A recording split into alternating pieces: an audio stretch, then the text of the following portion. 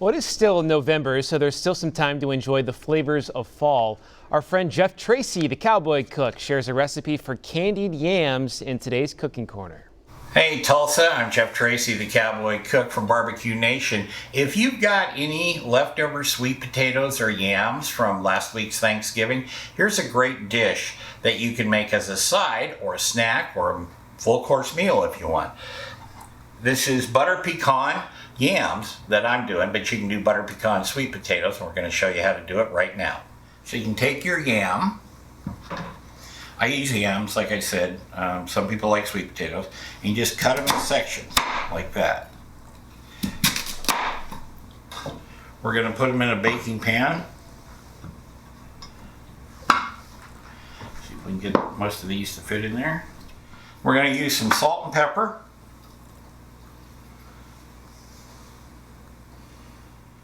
We're going to turn them over, do the same thing. Then we're going to take some melted butter and a bit of olive oil. The exact measurements are on the recipe on the website. We're going to stir that up, and then we're going to drizzle it. Make sure they all get coated pretty good. Like that. We're going to pop that in the oven at 450 degrees. There's 3 things you have to do when you're baking these, and they come in like 15-minute increments, okay? But put this in at 450, you're gonna check back on it in about 15 minutes, and you're going to turn them over, okay?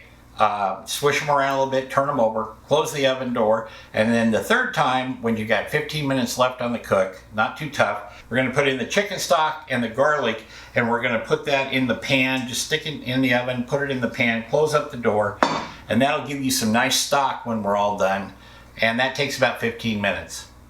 And then when they're done, we'll pull them out of the oven.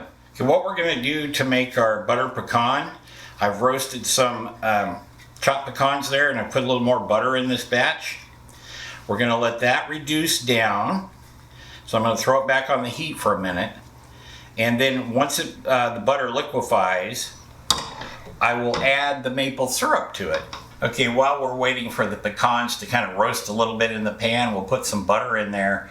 But also in this recipe, I want you to use real maple syrup if you've got it. Now, it is expensive, I understand that, but the taste is a little different than from your commercial grade syrups, Log Cabin, Mrs. Butterworth, those type of things. They're great syrups for pancakes and waffles, but for something like this, you want to use the real maple syrup out of, Vermont, New Hampshire, and all that. And the last thing we'll do is we're going to put a bit of cinnamon in it, just for fun.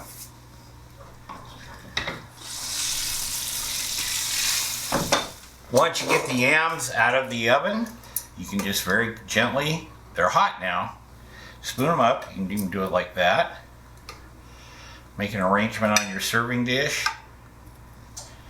If you were doing this at home, you'd use a full-size baking pan, and there would be obviously a lot more, but in the interest of time and television and all the good folks back in Tulsa, we're doing it this way. So now you've got them there. So we're going to spoon up some of our maple pecan.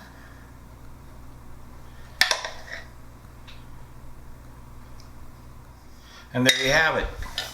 So if you have any leftover sweet potatoes or yams after Thanksgiving, you can do this. I'd also sprinkle just a little bit of rosemary on it. So there you have it. Also, you can use your drippings in the pan. Give it a little more moisture if you want. These things are pretty tender and pretty moist, but you've got some good stock there to work with. I want to thank you for watching today. I hope you all had a great Thanksgiving. I'm Tracy from Barbecue Nation. You can hear Barbecue Nation every Sunday morning at KFAQ 1170 The Blitz. I'll be there, and so will you. Take care, everybody. And you can check out Jeff's recipe and many more like it. Just go to our website, newson6.com/recipes.